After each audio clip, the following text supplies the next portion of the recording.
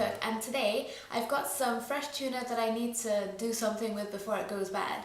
I have a vague idea of what I want to do with it, but I'm not entirely sure yet. So this is going to be very much a throw things together and hope for the best kind of videos.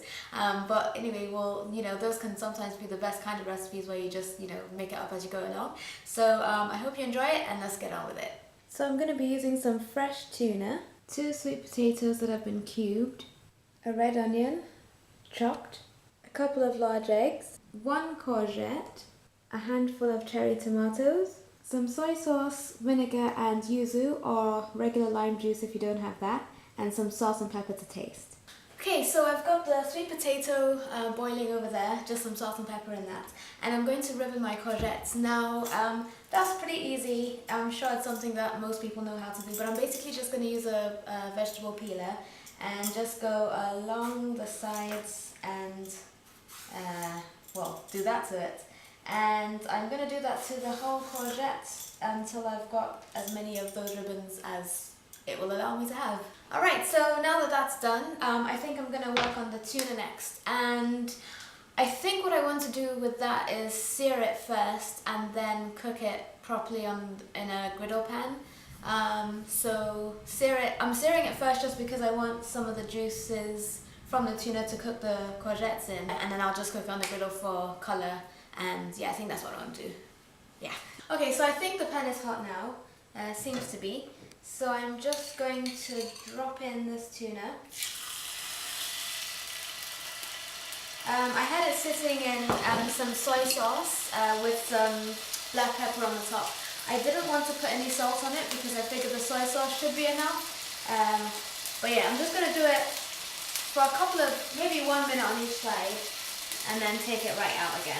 Okay, that's it. So turn that off. Drain that. I didn't get as much juice in the pan as I thought I would, but that's fine. I'll just pop it in the plate. So you've got that kind of look.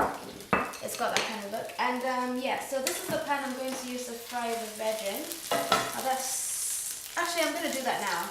Let's get straight onto the veg. So here's my onions and the garlic and ginger. Chop that in there. And I'll fry it for a couple of minutes until the onions are translucent. Alright, so while I'm here, I figured I would throw in some paprika. Not very much, but enough for a bit of a kick. And I'm going to put in the courgettes. And I'll cook those, just enough for them to start wilting a bit. I almost forgot about the eggs, so I've got those going now as well. And we're almost there with the courgettes, I think. Maybe another 2 minutes should be fine. So the courgettes are done. Left them to one side. I'll put in a splash of vinegar in there. I should have done that while I was frying it, but it's all good because I'm using mirin anyway. This pan is, I think that's hot at the moment, so I'm going to add the fish to it.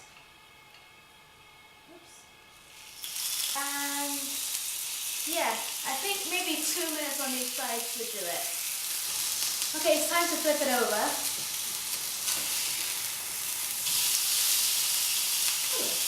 Maybe a bit more time. You can see a little bit of colour, but well, we'll see what happens this time around, and then I'll decide whether to put it back on again. That's it now. So let's see. Still not getting that much colour, but we're losing that raw bit on the in the middle. And I don't want to overcook it, so I think I might just. Okay, I'm going to put it back on this side for 1 minute, and that's it. All right. Yeah, that is my failed attempt at a griddled tuna. Okay, so I want to see where we're at with the fish. I think I have overcooked it a bit. A lot. So that's what we've got.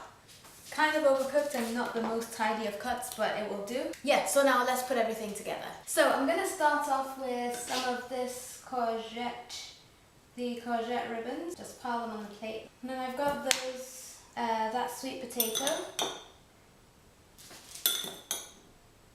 Next is the tuna.